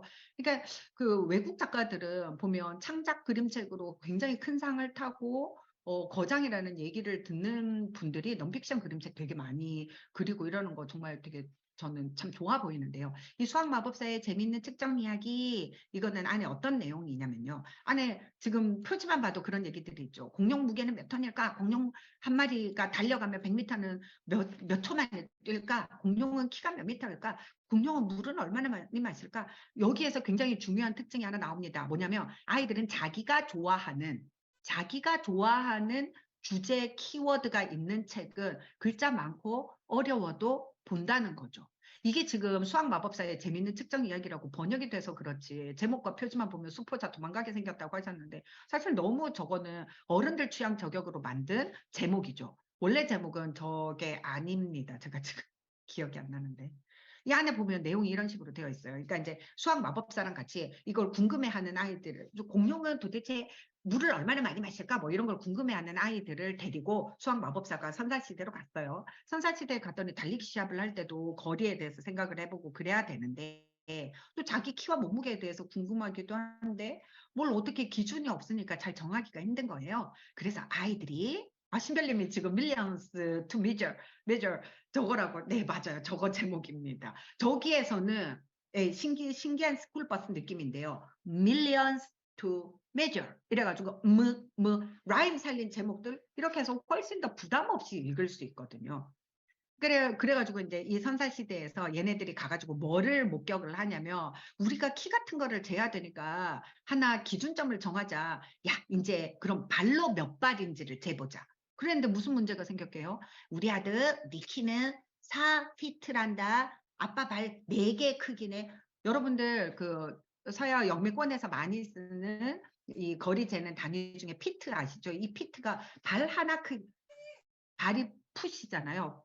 풋인데 풋의 복수가 핏이잖아요. 그 핏입니다. 그 핏이라서 발 크기를 가지고 잰다라는 뜻이거든요. 그런데 네 발 내 발 크기가 다르니까 그 키가 훨씬 작은 애는 준혜 아빠 발로, 발 작은 준혜 아빠 발로는 4피트인데 저 큰 애는 훨씬 더 큰데도 불구하고 지금마가 발도 커서 3피트가 되더라. 그렇다면 이 피트를 어떻게 공통적으로 만들어야 될까? 이런 과정들을 보여주는 거거든요. 여러분들 피트 얘기할 때 발 크기 피트가 몇 센치인지 아세요? 30.48cm인데요. 참 신기하게도 우리나라에서 내 코가 석자야 이렇게 얘기할 때 하는 한자 있잖아요. 자. 한자, 두자, 세자. 이 자도 30cm랍니다. 참 신기하게 영미권에서 쓰는 피트랑 우리나라랑 일본 이런 데서 쓰는 자랑 둘 다 똑같이 30cm, 오차가 0.5% 미만이라고 합니다. 이런 이야기들 저희 라키 기자가 라키 속에 어떤 기사가 있냐면요. 이미리 기자가 쓴 기사가 공룡을 따라 떠나는 시간여행, 아이의 마음속 여행. 공룡을 너무 좋아하는 아이가 공룡이라는 키워드를 가지고 자기 생각을 어떻게 확장시켜 나가는가 이런 거에 대한 칼럼이 있거든요. 그래가지고 제가 앞에 공룡 수학 그림책들 중에서도 공룡 나오는 수학 그림책을 골랐답니다. 근데 여기에 보면 이 그림책을 아이가 공룡을 좋아하기 때문에 굉장히 다양한 그림책을 읽어 나가는 과정에서 아이의 독서력도 키워주고 그 안에서 넌픽션들을 통해 가지고 정말 뭐 수치의 숫자에 대한 공부도 하고 여러 가지 거를 할 수 있는데 이걸 아이만 하는 게 아니라 이 아이를 뒤에서 보고 있는 제2의 독자. 그래서 라키비움 제2가 제2라고 그랬잖아요. 그 독자에게도 이 공룡이 다가오는 이야기를 칼럼으로 써놨어요. 저게 마야사우라 공룡이 누워가지고 아파가지고 누워가지고 또 자기 애기 공룡들 걱정하거든요. 이걸 보면서 의사 선생님이 얘기하죠. 엄마가 더 걱정이에요. 이런 얘기들을 보면서 애들 먹이는 것도 중요하지만 먼저 엄마가 건강해야지. 이렇게 나오는 그림책의 한 구절 때문에 이 양육자가 어떤 위로를 받고 어떤 힘을 받았는가. 그림책이 아이들뿐만이 아니라 같이 읽는 제2의 독자, 성인 독자들에게도 똑같은 책을 읽고 어떤 감동으로 다가오는가 이런 거에 대한 경험담입니다. 여러분들이 이 책을 읽으면서 넌픽션들을 읽으면서도 수업과 연결시키는 방법, 우리 아이의 생각을 확장시키는 것뿐만이 아니라 그 과정에서 아마 여러분들에게도 굉장히 중요한 추억들을 많이 만들게 되실 겁니다. 이것도 수업에 이용하기 굉장히 좋습니다. 배고픈 개미 100마리가 발발발 이 책 같은 경우에는 나누기, 곱하기 이거를 연결시키기 좋으니까요. 지금 그 보고 계시는 선생님들 중에서 저거 무슨 수업이랑 연결하면 좋겠어 이런 얘기 되게 많이 생각하실 것 같으세요. 배고픈 개미 100마리가 발발발 어느 날 아침에 배고픈 개미 100마리가 일렬로 쭉 주로 원래 개미들이 이동할 때 일렬로 줄 서가지고 이동하잖아요. 일렬로 줄 서가지고 쭉 이동을 하고 있습니다. 배고픈 개미 100마리가 언덕에 오글거려요. 얼굴이 모두 밝게 달아오른 개미들이 숲에서 줄을 지어 내려와 들판 아래로 가로질러 가고 있죠. 수학 그림책인데 여기에 얼마나 많은 의성어, 의태어들이 나오는지 몰라요. 살랑살랑 햇빛을 부채질하는 산들바람은 개미들이 가는 길을 바삐 재촉해요. 개미들의 텅 빈 배를 채워줄 아주 만난 것이 어딘가에 있는 모양이에요. 야호 신나는 소풍길이에요. 이렇게 한단 말이에요. 이렇게 개미들이 가다가 뭔 냄새가 나가지고 그걸 따라가는데 너무 천천히 가는 것 같은 거예요. 그래가지고 회의를 합니다. 멈춰! 자, 가장 작은 개미가 말했어요. 우리 지금 너무 더디 가고 있잖아. 서두르지 않으면 먹을 게 줄어들 거야. 그러니까 우리 50마리씩 두 줄로 가면 금방 갈 수 있겠다. 알았지? 그러면 100마리를 50마리씩 가면 두 줄이 생기겠죠. 동시처럼 의성어 의태어도 골고루 있고 이렇게 나누기 개념들이 들어갑니다. 애들 이거 보면 100마리 셀 것 셀 것 같은 느낌이 든다고 권정영님이 그러셨는데 그쵸, 세죠. 처음에 요 장면에서는 개미들 세면서 애들이 화를 내요. 저희 집에는 화 냈습니다. 엄마 이거 다 세하려는데 100마리 안 돼. 왜냐면 개미 굴에서 나오고 있거든요. 나오고 있으니까 덜 나와가지고 100마리가 안 돼요. 다음 페이지로 넘어가가지고 그 다음 페이지로 넘어가고 이러면 이런 데서는 작가가 아주 치밀하게 100마리 잘 세워놨습니다. 수조일님 말씀 따나 100마리 확신합니다. 100%. 그쵸. 작가들이 세는 아이들을 위해 가지고 열심히 100마리 채워놨어요. 두 줄로 나눠서 가면 몇 마리씩 가게요? 50마리. 아니 우리 이거보다 더 빨리 가야겠어. 다른 동물들이 자꾸 먹을 거를 들고 계속 오는 거예요. 그래가지고 안 되겠다. 우리 더 빨리 가자. 그러면 네 줄로 한번 가볼까? 네 줄로 가면 몇 마리씩 서서 가게요? 네 줄로 가면 그쵸 몇 마리가 가는지 이런 것들을 아이들한테 시각적으로 아 이렇게 나누면 이게 짧아지는구나. 100을 두 줄로 나눴더니 50, 50 길고 다섯 줄로 나눴더니 아 20마리씩 되네. 그런데 이러면 틀림없이 세 줄로 나누자는 애가 있을까요? 없을까요? 있겠죠. 100마리 세는 애들만 있는 게 아니라 엄마 왜 5마리 줄 5개로 나눠? 세 줄로 나누면 어떻게 돼? 그러면 한 마리 꼬댕이가 남잖아요. 그래가지고 이 작가들이 세트로 배고픈 개미 100마리가 발발발뿐만이 아니라 나머지 하나 꽁당이라는 것도 세트로 냈어요. 나머지 하나 꽁당이를 냈는데 그래가지고 이 꽁당이는 맨날 이렇게 서로 나눌 때마다 자기는 빠지는 거예요. 줄 서가지고 나눌 때마다. 나도 너 달라고 이렇게 해서 어떤 숫자로 나눠야 자기 꽁당이도 다 끝까지 갈 수 있을까 이런 건데 아쉽게도 이 나머지 하나 꽁당이는 절판입니다. 절판이라서 여러분들이 이 그 배고픈 개미 100마리가 발발발해서 꽁당이까지 연결되면 좋기는 한데 같은 작가들이 쓴 거예요. 그 중고책 빨리 어떻게 좀 구해 보셔야 할 것 같습니다. 나머지 하나 꽁당이는 절판이고 그 개미가 발발발은 굉장히 그 이야기 맛도 있고 그래서 참 좋습니다. 그러면 이번에는 돈으로 한번 넘어가 볼게요. 아이들이 자기 생활과 어떤 책 속의 팩트가 내 생활과 연결되었을 때 굉장히 의미가 있다. 이 얘기를 여러분들한테 계속 하고 있잖아요. 100원이 작다고 돈만큼 자기 생활이랑 연결되기 쉬운 책이 있을까? 이런 생각이 듭니다. 이 책 이렇게 보시면서 이게 지금 2010년에 나왔나? 그때 나온 책인데요. 창비에서 나온 책인데 100원이 작다고 돈의 가치를 배우는 경제 이야기. 이건 사회 과목이랑도 연결이 될 거고 100원이 작다고 10원이 10개나 있어야 되는데 500원이 작다고 100원이 5개나 있어야 되는데 이렇게 수학으로도 연결될 수 있는 그런 책입니다. 예, 지금 남영희 님이 저거 서현 작가님이다 그랬죠. 그쵸. 우리가 다 아는 그 호랭이 떡집에 호랭 떡집에 서현 작가님이 그림을 그렸답니다. 안에 어떤 식으로 했나 볼게요. 이거는 사진과 이미지를 같이 했습니다. 예, 박은경님 눈물 받았어요. 서현 작가들이 쓴 책이에요. 어느 날 100원짜리가 얘기를 하는 거예요. 나는 100원짜리 쓸모가 없는 것 같아. 그랬더니 이렇게 친구들이 나타나가지고 막 얘기를 해주는 거예요. 그러니까 100원은 이렇게 필요하고 1000원짜리는 뭐라고 얘기하냐면 1000원 가지고 우리 주인은 돈을 벌었다. 나를 가지고 투자를 한 거야. 그러니까 애들이 생각하는 돈의 역할을 이거를 주고 무언가를 사는 것만 생각을 하잖아요. 그걸 가서 내가 슈퍼 가가지고 과자를 살 수 있는 것으로 돈을 생각하기 쉬운데 이 그림책은 돈의 여러 가지 역할들을 얘기를 합니다. 1000원짜리 가지고 사탕을 200원짜리 사탕 5개 사가지고 300원에 팔았단 말이에요. 그러면 얼마가 되었을까? 이 돈을 가지고 1000원은 자기를 가지고 투자를 했던 얘기를 하고요. 나중에 저렇게 이 고양이가 나타나가지고 얘네들을 공격하거든요. 그때 고양이가 입에 물고 있는 저 복주머니 안에서 5만 원짜리를 꺼내요. 그러면 이 5만 원짜리는 나는 맨날 저 복주머니 안에 갇혀 있기만 하는 것 같아. 난 쓸모가 없는 것 같아. 이렇게 얘기할 때 다른 친구들이 얘기하죠. 너는 가치를 지금 너무 중요한 거 살려고 너를 지금 모으고 있는 거야. 저축의 의미 이런 것들까지 들어갑니다. 그래서 돈의 여러 가지 역할들 중에서 뭐 그 말 그대로 투자, 가치 측정, 투자나 가치 측정 그리고 뭐 돈의 쓰임새 제가 여기 뭐 메모를 까먹을까 봐 메모해놨잖아요. 돈의 쓰임새, 가치 수단, 그리고 투자, 소득, 교환, 저장 수단 이런 것들로 다 쓸 수 있다는 거. 이런 거를 굉장히 숫자와 사회 경제 문제랑 이런 것들을 다 할 수 있는 책이라서 이 책도 좀 오래되기는 했지만 여러분들 수업에 굉장히 잘 쓸 수 있는 그런 책이라고 생각합니다. 자, 이제 여러분들 이 책은 제목 뭔가요? 하고 물어보시지 마시고요. 지금 잘 체크해 놓으시기 바랍니다. 왜냐면 제목 뭔가요? 해서 빨간 모자예요. 이렇게 얘기해 놓으면 빨간 모자를 인터넷 서점에 가서 빨간 모자라고 치면 관련된 책이 수백 권이 뜨기 때문입니다. 빨간 모자, 레드 라이딩 후드 때문에요. 이거는 안노 미스마사 작가가 그린 빨간 모자 수학 그림 동화입니다. 수학 그림 동화 시리즈예요. 홍주영 님이 이 시리즈 좋아요. 그렇게 얘기하셨는데 이 시리즈는 수학 개념을 아이들에게 직접 얘기해 주는 책입니다. 안노 미스마사 작가는 지금 이수지 작가가 상 받아서 굉장히 유명한 안데르센 상도 수상한 그런 작가죠. 이 작가가 아이들에게 수수께끼를 냅니다. 여러분들 지금부터 잘 들으셔야 돼요. 왜냐면 이 수수께끼는 그냥 쉽게 풀어지지 않기 때문입니다.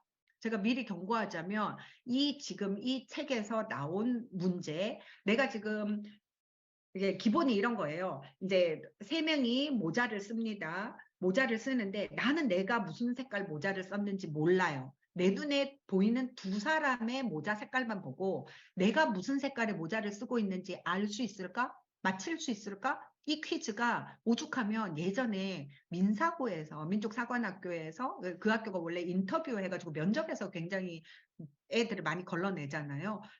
수학 면접 시간에 나왔던 기출 문제이기도 합니다. 고등학교 입학 정말 공부 잘하는 애들이 모인다는 민사고 기출 문제를 이 안노 미스마사 작가가 그림책으로 진작에 만들어 놨었는데 이 그림책 추천 연령이 언제게요? 초등학교 1학년부터 할 수 있습니다. 그 고등학생들도 잘 못 푸는 문제를 도대체 초등학교 1학년짜리가 어떤 식으로 해서 이해할 수 있는지 한번 보도록 할게요. 이거야말로 그림을 눈으로 보면 그 개념을 훨씬 더 잘 이해할 수 있다의 가장 좋은 사례 중에 하나이기도 합니다. 한번 볼게요. 잘 들어보세요. 안녕, 나는 모자 장수야. 빨간 모자와 하얀 모자를 갖고 있지. 나는 네가 눈을 감고 있는 사이에 모자를 씌워준단다.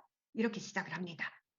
이건 그림자야. 그림자는 빨간 모자를 썼는지 하얀 모자를 썼는지 알 수 없겠지. 이 책에서 나오는 그림자는 이제 지금부터 너야. 네가 맞춘 거야. 자, 이제 두 사람은 친구야. 민수와 민희, 네 친구들이야. 그림자의 친구들이지. 얘네들도 눈을 감고 있는 사이에 내가 모자를 씌워줄 거야. 자, 눈 감고 다음 페이지 넘겨. 그러면 내가 모자를 씌워놨을 거야. 자, 눈 떠봐. 민수와 그림자에게 내가 모자를 씌워줬어. 민수한테는 그림자의 모자가 보이지. 그림자인 너한테도 민수의 모자가 보이지? 민수는 무슨 색 모자를 쓰고 있니? 그러면 이제 아이들이 대답하겠죠. 빨간색. 맞아, 빨간색이야. 그럼 네 모자는 무슨 색깔이지? 내 모자는 무슨 색깔일까요? 민수는 빨간색을 썼는데 빨간색일까 하얀색일까? 이 모자 장수는 빨간 모자랑 하얀 모자밖에 없어요. 그림의 모자는 검은색으로 보여. 그림자이기 때문이지. 모자는 빨간색일 수도 있고 한색일 수도 있지. 그러니까 지금은 모르겠다라고 대답할 수밖에 없지. 다른 사람의 모자를 볼 수 있어도 내 모자는 볼 수 없으니까. 하지만 내 모자가 무슨 색깔인지 알게 해주는 방법들이 계속 이 책에 나옵니다. 자, 눈을 감고 다음 페이지 넘겨볼까?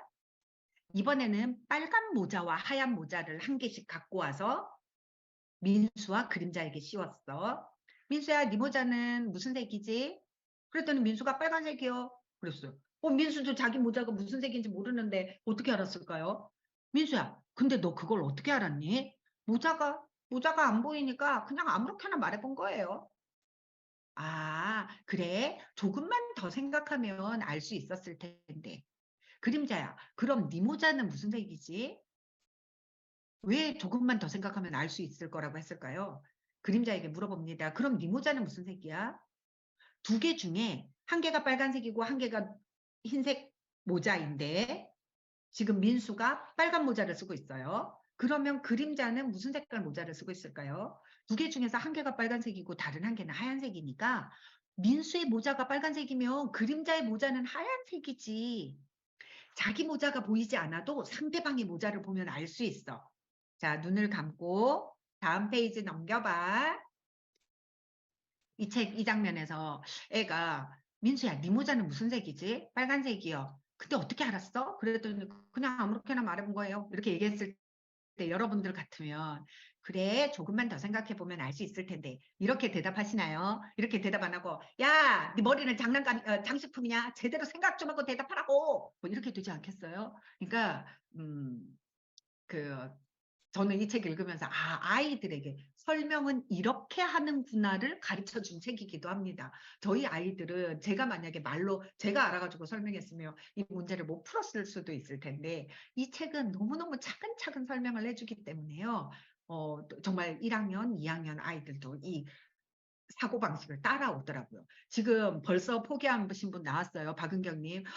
이해가 어려워. 이래서 제가 민상고를 못 갔어요. 그래서 근데 여기까지는 따라오셔야죠. 빨간 모자, 하얀 모자 두 개 있는데 상대방이 빨간 모자를 쓰고 있어요. 그럼 내 머리는 하얀 모자. 상대가 하얀 모자를 쓰고 있어요. 그럼 내 머리에는 빨간 모자. 여기까지는 어른들도 따라옵니다. 갈수록 어려워요. 자, 이번에는 모자가 3개입니다. 모자가 3개. 이제 점점 더 어려워지기 시작했어. 이번에는 빨간 모자 2개에 하얀 모자 1개를 갖고 왔어. 그리고 그 중에 2개를 민수와 그림자에게 씌웠지. 따라서 2명 다 빨간 모자일 수도 있고 1명만 빨간 모자일 수도 있어. 근데 잘 기억해 놓으세요. 모자는 빨간 거 2개, 하얀 거 하나입니다. 요거 저기 왼쪽 페이지 위에 무슨 색깔 모자가 있는지 그려지고 있어요. 저거 발견 못하신 분들 한번 보시면 됩니다. 빨간 모자가 2개니까 2개를 가지고 그 빨간 모자가 2개니까 둘 다 빨간 모자일 수도 있고 1명만 빨간 모자일 수도 있어요. 하지만 하얀 모자는 1개뿐이니까 2명 다 하얀 모자일 수는 없습니다. 그림자야, 네 모자는 무슨 색이지? 그랬더니 그림자가 모르겠어요. 그렇게 대답을 합니다. 그래, 이 상태에서는 알 수가 없지. 왜냐면 민수 모자가 빨간색이니까 아직 빨간 모자 1개, 하얀 모자 1개가 남았으니까 네가 무슨 색깔 모자를 썼는지는 알 수가 없겠지. 그럼 그림자 모자를 다른 것으로 한번 바꿔 씌워볼까? 눈을 감고 다음 페이지 넘어가 봐. 나는 빨간 모자 2개와 하얀 모자 1개를 가지고 왔어. 민수한테는 그림자의 모자가 보이겠지? 이번에는 민수한테 먼저 물어볼게. 민수야, 네 모자는 무슨 색이니? 그랬더니 이번에는 민수가 빨간색이요. 이번에는 아무렇게나 대답한 게 아니라 곰곰이 생각해보고 대답한 거예요. 자, 이제 여기에서 우리도 생각해 봅시다. 빨간 모자 2개랑 하얀 모자 하나가 있었어요. 민수가 자기는 무슨 색깔을 썼는지 모르지만 그림자가 쓴 모자를 보고는 나는 빨간 모자를 쓰고 있어요 하고 확신에 차서 얘기를 했습니다. 어째서? 지금 전은경님이랑 랄라님이 두 분 다 하얀색, 이지영님도 하얀색, 500원님 흰색이죠. 이렇게 대답을 하셨어요. 그쵸. 내가 반드시 빨간색이라면 하나밖에 없는 흰색 모자를 이 그림자가 썼으니까 민수가 생각을 한 거죠. 하얀 하나밖에 없는 모자를 민수가 썼으니까 나는 빨간 모자겠구나. 둘 중에 뭘 썼든 간에. 이번에는 그림자에게 물어볼까? 네 모자는 무슨 색이지? 그림자는 잘 모르겠어요. 그래? 곰곰이 생각해보면 알 수 있을 거야. 여러분들 생각 한번 해보세요. 민수는 상대방이 하얀 모자를 쓰고 있으니까 내가 빨간색이라고 대답을 자신 있게 했어요. 그런데 이 그림자 입장에서는 민수는 빨간 모자를 쓰고 있잖아요. 그러면 하얀 모자 하나, 빨간 모자 하나가 남았는데 또 뭐가 내가 썼는지 모를 거다라고 얘기를 해야 맞는데 어째서 지금 여기에서는 곰곰이 생각해 보면 알 수 있을 텐데 이렇게 얘기를 했을까요? 민수는 자기 모자 색깔을 어떻게 알 수 있었을까? 그 이유를 한 번 더 생각해 본다면 너도 네 색깔 맞출 수 있는 거지. 자, 다음 페이지 넘겨봐. 민수는 자기 모자가 보이지 않는데도 어떻게 빨간색이라는 것을 알았을까? 민수한테는 그림자의 모자가 보여. 만약 그림자의 모자가 하얀색이었으면 민수는 이렇게 생각했겠지. 그림자의 모자는 하얀색이니까 하얀 모자는 1개밖에 없으니까 내 모자는 빨간색이야. 간단하지? 그런데 민수가 굉장히 자신 있게 내 모자는 빨강이야 라고 얘기할 수 있었던 건 왜일까? 만약에 그림자의 모자가 빨간색이었다면 민수는 이렇게 생각했겠지. 그림자의 모자는 빨간색이구나. 그럼 내 모자는 하얀색일까 빨간색일까? 우리 둘 다 빨간 모자일 수도 있는데 도저히 모르겠다. 이렇게 대답을 해야 되는데 얘가 자신 있게 나는 빨간 모자예요 라고 대답을 한 이유는 네 모자가 흰색이라는 거지. 그러면 이 그림자도 얘기를 해야 되는 거죠. 민수가 저렇게 자신 있게 빨간색이라고 대답하는 걸 보니 내 모자는 하얀색이구나. 여러분들 여기까지는 지금 막 따라오셨죠? 따라오시면서 저 정도는 나도 풀 수 있겠는데 내가 고등학교 때 민사고를 몰라서 그렇지. 알았으면 민사고 갔다. 이렇게 생각하시겠죠? 아닙니다. 여기에서 지금 여기까지만 제가 읽어드려서 그렇지. 점점 많아져가지고 나중에는 모자 5개에 셋 놓고 막 이렇게 돌아가거든요. 하지만 이것들을 충분히 따라갈 수 있게 계속 이 페이지에서 이렇게 넘어가는 겁니다. 이번에도 약간 어려운 문제야. 아까와 마찬가지로 빨간 모자 2개와 하얀 모자 1개를 갖고 와서 그중 2개를 민수와 그림자한테 씌웠어. 2명 다 빨간 모자일 수도 있고 1명만 빨간 모자일 수도 있고 그건 알 수 없어. 그럼 민수한테 먼저 물어볼게. 민수야, 네 모자는 무슨 색이지? 모르겠어요. 그러면 이번에는 그림자한테 물어볼게. 네 모자는 무슨 색이야? 그림자가 빨간색이요. 정말이니? 맞아, 빨간색이야. 하지만 어떻게 그림자는 자기 모자가 빨간색이라고 자신 있게 대답할 수 있었지? 아니, 민수가 빨간 모자 쓰고 있으면 남아있는 건 빨간 모자도 있고 하얀 모자도 있으니까 확실하게 둘 중에 뭔지 어떻게 아는 거지? 이거는 민수가 하얀 모자, 그쵸. 민수가 모르겠다고 했으니까요. 최미경 님이 정답 맞추셨어요. 민수가 모르겠다고 했으니까 자기 모자가 무슨 색깔인지 알 수 있는 거죠. 이런 식으로 추리해 나가는 겁니다. 이거 제가 지금 초등학교 1학년한테 하는 1학년 추천책으로 지금 알라딘이랑 예스랑이랑 인터넷 서점에 분류가 돼 있다고 여러분들 1학년짜리 애 앉혀놓고 야, 너는 이걸 왜 모르니? 이렇게 하시면 안 됩니다. 기초부터 쌓아 나가셔가지고 그림책으로 어휘력과 문해력과 이게 다 쌓아져 있는 상태에서 해보겠다는 거예요. 그래, 나 봐줘가지고 2학년한테 대놓고 해봐가지고 2학년이 모르고 못 따라오기만 해봐. 이러시면 안 되십니다. 김인정님 옆에서 1학년 같이 앉아서 같이 보고 있는데 얘 문제 같이 풀고 있는데요. 다시 다시면 안 되십니다. 쉬운 책들부터 보시고요. 그러면 쉬운 책 어떤 책? 이런 단계로 한번 내려가 볼게요. 이 책도 지금 그러니까 아까 전에 안노미스마사 책은 그 작가의 지금 빨간 모자 책은 라키 비우면 이번 라키에는 소개를 하지 않았어요. 근데 사실과 의견 그리고 로봇 이 책은 라키에 소개가 되어 있습니다. 이 책도 따라오는 맛이 있어요. 한번 보세요. 사실과 의견 그리고 로봇. 여러분은 사실과 의견이 어떻게 다른지 구별할 수 있으십니까? 재미의 초등 문해력의 시작, 재미있는 로봇 친구들과 함께 배우는 사실과 의견의 차이점. 이 책이 그러니까 이제 라키 배운 기자들이 이제 그 신간 별점이라는 코너가 있어요. 그래가지고 새로 나온 신간들을 모아놓고 이 중에 10권을 골라가지고 소개를 하는 거거든요. 근데 어떤 책을 막 정말 수백 권을 쌓아놓는단 말이에요. 그렇게 쌓아놓고 어떤 책 10권을 소개할 것인가. 그러니까 기자들이 다 같이 모여가지고 아, 이 책 추천, 이 책 추천 이렇게 해서 가장 많은 투표를 받은 10권을 소개를 합니다. 그 중에서 가장 압도적으로 아, 나는 그 책 별론데 아, 이 책이 더 낫지 않아? 이런 식의 논쟁 하나도 없이 저 책 좋아, 오케이. 이렇게 통과가 된 책입니다. 사실과 의견 그리고 로봇 안에 한번 볼게요. 마이클 렉스 글그림 길버트 어린이. 사실과 의견이 어떻게 다른지 알고 있나요? 둘의 차이를 이해하기가 좀 어려울 수도 있어요. 여기 두 로봇도 헷갈리나 봐요. 하지만 우리가 함께 힘을 합치면 알아낼 수 있어요. 이런 책들이 그러니까 생각을 내가 어떤 단계로 해야 되는지 논리적인 사고가 어떻게 해서 이루어지는지를 실행해 주는 한번 경험해 보는 책들이라고 할 수 있죠. 둘의 차이. 여기 로봇 셋이 있어요. 모두 눈이 2개씩 있어요. 한 로봇은 파란색이고 한 로봇은 빨간색이에요. 또 한 로봇은 노란색이에요. 로봇이 셋 있어요. 눈들도 다 2개씩인가요? 한 로봇은 파란색이고 빨간색이고 또 하나는 노란색인가요? 초록색 로봇도 있나요? 여기까지는 대답하기 쉽죠. 이게 4학년 국어에 나와요. 사실과 의견 구분하는 거. 에이, 그쵸. 그래가지고 이신혜 쌤이 4학년 담임이거든요. 그래가지고 별점에 이렇게 써놨어요. 아, 4학년 선생님들을 위한 책이다. 이렇게 써놨어요. 잘했어요. 이건 다 사실이에요. 우리가 앞에서 본 거 눈은 2개고 눈은 2개고 파란 로봇, 빨간 로봇, 노란 로봇이 있어요. 이거는 사실이에요. 사실이란 진실 또는 거짓으로 판단할 수 있는 걸 말해요. 그럼 다른 것도 한번 볼까요? 이 중에서 가장 재미있는 로봇은 누구일까요? 파란색, 빨간색, 노란색? 여러분들 하나 골라보세요. 가장 재미있는 로봇은 누굴까요?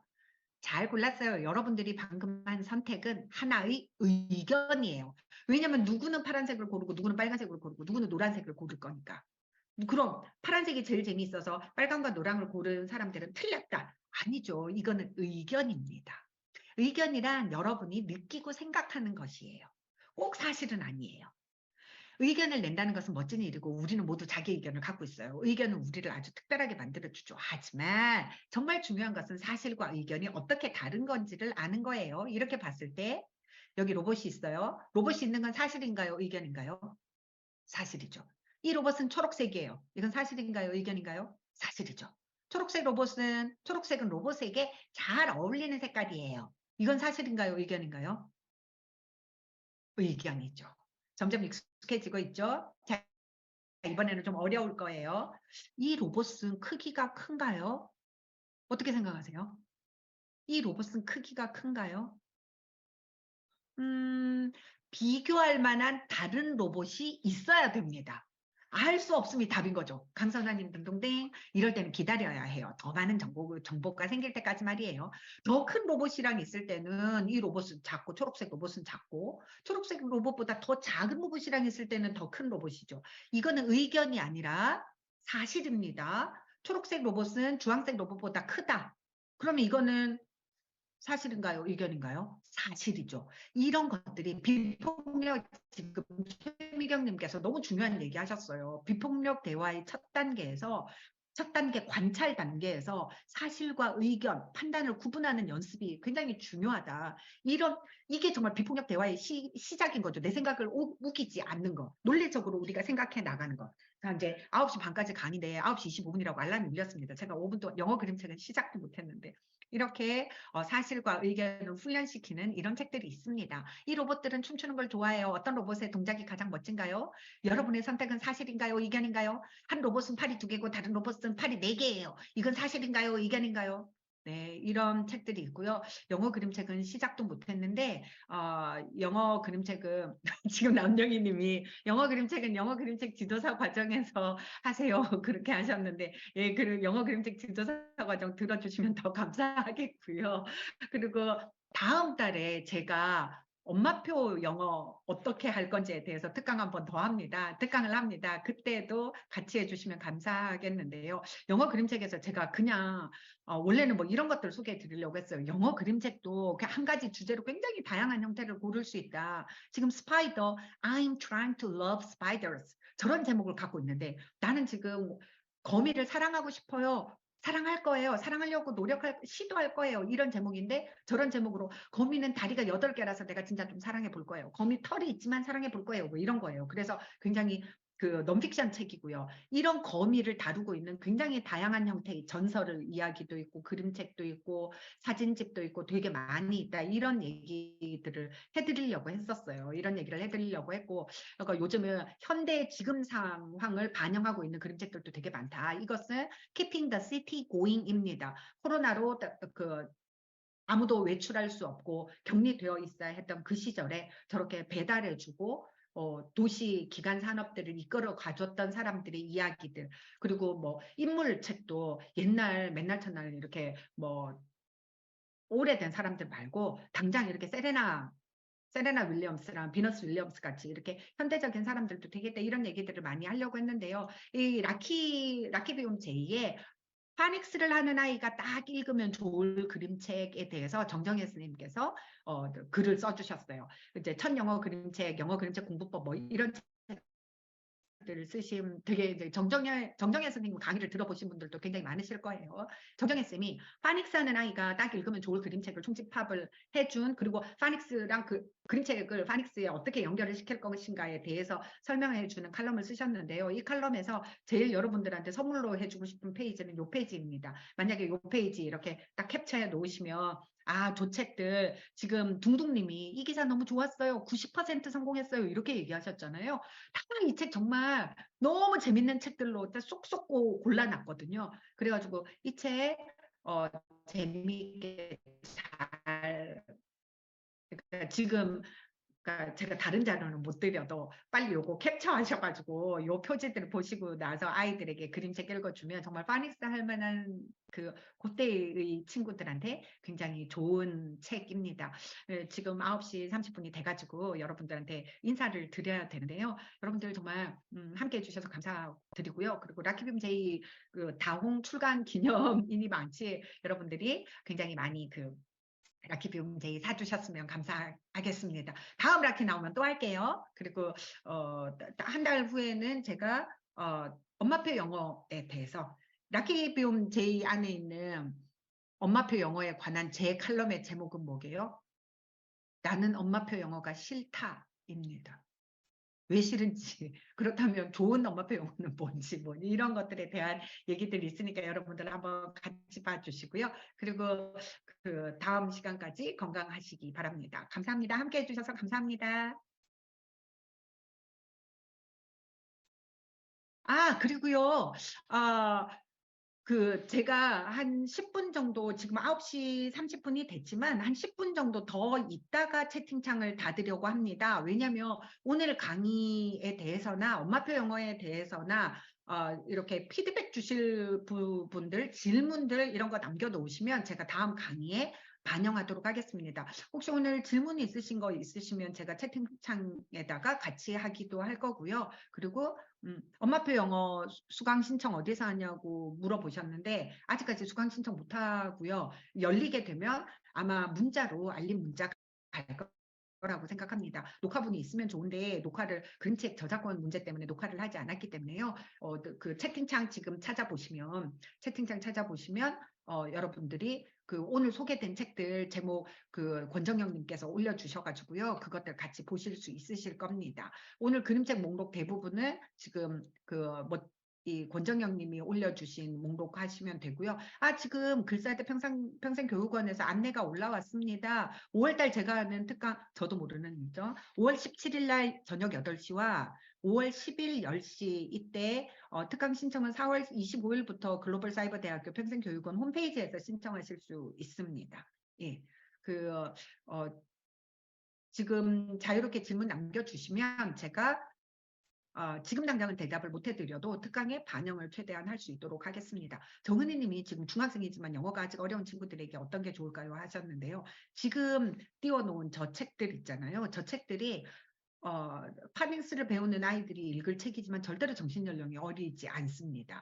왜냐하면 저기에 굉장히 어려운 개념들도 많이 들어가 있어요. 어떤 식이 어려운 개념이냐면 중간에 지금 Dear Dear라는 책이 있습니다. Dear Dear는 스펠링은 다르지만 소리가 같잖아요. Dear Dear. 하나는 D-E-A-R이고 하나는 D-E-E-R이에요. 이게 똑같은 소리를 갖고 있지만 스펠링에 따라서 다른 뜻을 가진다라는 문자의 특징을 알아야 이 책이 재밌습니다. 이 책은 Dear 누구에게, Dear 사슴에게, 사슴에게 Dear Dear 사슴에게 쓰는 편지예요. 누가 쓰느냐? Ant 개미 이모가 쓰는 거예요. 개미 수모가 쓰는 거예요. Ant 이렇게 말장난을 하는 것들이기 때문에 굉장히 우습고 영어는 쉽지만 알아들어야 하는 내용 자체는 어렵지 않고 그 수준이 있는 거거든요. 중학생 아이들도 절대로 유치하다고 생각하지 않는 그런 그림책입니다. 그렇기 때문에 지금 여기에 추천되어 있는 책들 수업에도 굉장히 잘 쓰실 수 있을 거라고 생각합니다. 아이스크림도 아이스크림 나는 외쳤다. 뭐라고 외쳤게요? 아이스크림이라고 외쳤다. 이런 식으로 되는 거거든요. 그래서 이 책들 좀 이렇게 제목 잘 보고 계셨으면 좋겠고요. 같은 강의 2번 하는 겁니다. 예, 낮 강의 한 번 있고 저녁 강의 한 번 있습니다. 그렇게 있고요. 여러분들이 질문 남겨주시는 거 제가 하나하나 다 체크해 놓도록 하겠습니다. 그래서 9시 40분까지 남겨주시면 감사하겠습니다. 권정영님 책 리스트 올려주셔가지고 진짜 너무 감사합니다. 굉장히 많은 부분들이 해주실 것 같아요. MJ님께서 오늘 영어 그림책 때문에 들으신 거라고 했는데 이 앞부분의 첫 요약한 얘기는 뭐 어떤 거였냐면요. 영어 그림책으로 영어를 배웠을 때 좋은 점에 대해서 얘기를 넣어 놓은 거였어요. 그림을 통해서 단어와 맥락을 쉽게 이해할 수 있기 때문에 정말 그림책 영어는 못하지만 정신 연령이 높은 중학생들, 초등 고학년들 이런 아이들한테 마중물로서 영어 그림책 굉장히 훌륭하고요. 그리고 다양한 상황을 통해서 이 말이 어떤 식으로 쓰이는가를 알기 때문에 뉘앙스를 익힐 수 있다는 거. 그리고 어떤 상황인가를 보면서 영어뿐만이 아니라 영어권의 문화를 이해할 수 있는데 이런 것들이 기본적으로 스토리가 주는 감동이나 아니면 아름다운 그림이 주는 감동이 있기 때문에 재미를 깔고 있어요. 그래서 자발적인 반복을 하게 한다. 이건 수학 그림책이랑도 지금 똑같은 거죠. 제가 영어 그림책으로 영어 공부하는 말문 열기를 이렇게 국어, 수학, 영어 이렇게 세 번째로 해놓은 이유는 사실은 영어 그림책으로 영어를 공부하는 방법은 한 10분이나 이렇게 힌트를 주는 것만으로 하기가 사실 좀 어렵거든요. 그래서 특강을 다시 5월 달에 준비를 한 거니까요. 여러분들이 그 특강 때 이 영어 그림책을 보는 것이 아니 챗 GPT 시대에 왜 영어를 배워야 되냐 번역 다 해주고 이러는 시대에 왜 책을 읽어야 되고 영어 그림책 봐야 되는가 이런 것들에 대한 대답이 될 수 있을 거라고 생각합니다. 예. 그래서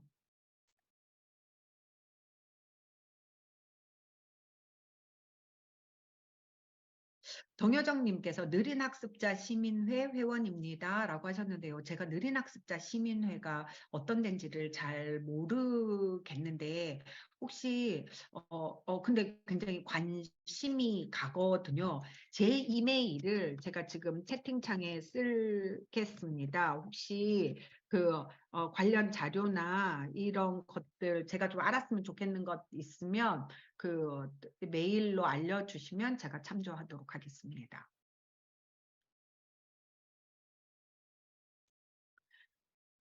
지금 그 민디님이 발음 기호 안 하고 요새는 그냥 파닉스에서 읽게 하는 거냐 이렇게 물어보시는데요. 요즘 발음 기호를 따로 가르치지는 않는 것 같은데 고학년이 되면 어차피 파닉스 하는 과정에서 발음 기호가 중간에 나옵니다. 그러니까 똑같이 CH라도 이거는 취 발음이 나는지 크 발음이 나는지 이런 것들을 표시하기 위해서 발음 기호가 들어가거든요. 어릴 때는 아이들한테 발음 기호를 안 가르치는데 고학년이 되면 이런 공부를 할 때 알아보기 위하여 기본적인 발음 기호들을 좀 가르치는 것 같습니다. 그래서 지금은 옛날에는 뭐 그런 문제 나왔잖아요. 다음 중 발음 기호가 다른 단어는 이런 것들 그래서 그 CH가 취, T 한 다음에 이렇게 길게 빠지는 그런 발음 기호인 거 찾아내고 이런 것들이 있었는데 요즘 그런 문제는 그래서 나오지 않습니다.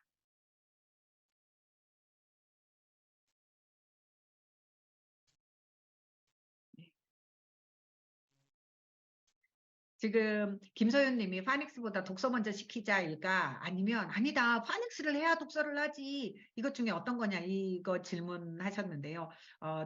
단언컨대 파닉스보다 독서를 먼저 시키는 거니까 아이가 파닉스를 모르면 정말 글자를 읽을 수 없죠. 하지만 어른이 읽어주고 소리로 귀를 틔우는 거가 먼저 선행되지 않으면 파닉스가 연결이 될 수가 없어요. 연결이 될 수가 없죠. 왜냐하면 아이는 이미 귀로 알아들어서 뜻을 알고 있는 영어 단어가 충분히 있어야 되고 영어 소리를 구분해낼 수 있어서 hat, cat 여기에서 at는 같지만 cat에서는 크 발음이고 hat에서는 흐 발음인 거를 알아듣는 음소 구분 능력이 있어야 파닉스 공부가 진행이 됩니다. 그렇기 때문에 파닉스부터 한 다음에 애를 책 읽히자 이거는 아이를 좀 물론 그 순서로 할 수도 있겠지만 너무나도 힘든 길로 가게 되는 거죠. 급하게 가는 것 같고 느리게 가는 것 같고 답답해 죽겠지만 지금 공부를 하는 게 낫지 책에 팔자주게 책 읽을 때가 아니에요. 하지만 책을 읽으면서 영상 보면서 소리로 귀의 소리를 많이 노출시켜 놓는 것이 더 빨리 가는 방법이라는 것은 확실합니다. 예, 김보령님께서 귀가 먼저 트이고 그 다음에 알파벳 인지가 되고 그 다음에 파닉스를 자연스럽게 간다. 맞습니다. 정확합니다. 예. 아니요, 1234님이 영어 관련된 질문만 하는 건가요? 하셨는데 아닙니다. 지금 그 오늘 수업에 대한 피드백과 다른 그 여러 가지 그림책에 관한 거 다 질문 주시면 제가 영어에 대해서는 다음 특강에 바로 반영을 할 수 있지만 다른 그림책과 뭐 수학 그림책, 넌픽션, 우리말 그림책 이런 것들에 대한 것들은요. 제가 제 인터넷이거나 혹은 제 인스타나 뭐 이런 데거나 가장 많이는 네이버에 있는 제2그림책 포럼 카페에 정보를 올리도록 하겠습니다. 네이버 그림책 카페입니다. 제2그림책 포럼에 질문 주시는 것들로 와닿지 않더라도 사실은 질문 주시면 그 질문은 모두의 질문이기도 하거든요. 모두가 다 궁금해해요. 그래서 그런 것들 컨텐츠 만들어서 많이 올리도록 하겠습니다. 만 3세 키우시는 MJ님께서 이미 한글책 수준이 너무 높아지다 보니 영어 그림책은 그에 비해 너무 내용이 간결한 상황인데 이로 인해 지루해할 때는 어떻게 해야 할까요? 라고 하셨어요. 그러니까 영어 수준에 따라서 이 관심도가 그러니까 아이의 정서 수준은 높은데 그 영어 수준은 영어 실력 자체는 낮아가지고 얘가 볼 수 있는 책은 너무 간단한 책밖에 없다. 이런 아이들을 위한 책들도 너무너무 많습니다. AR 지수 얘기하고 렉사일 지수 얘기할 때 IL 지수라는 게 있거든요. Interest Level이라는 IL 지수라는 게 있는데요. 이런 지수들을 좀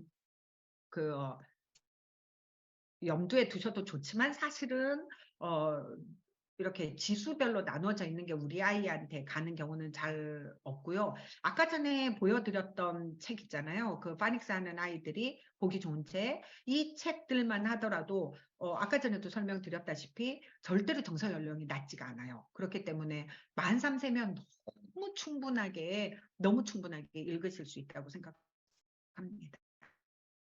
예.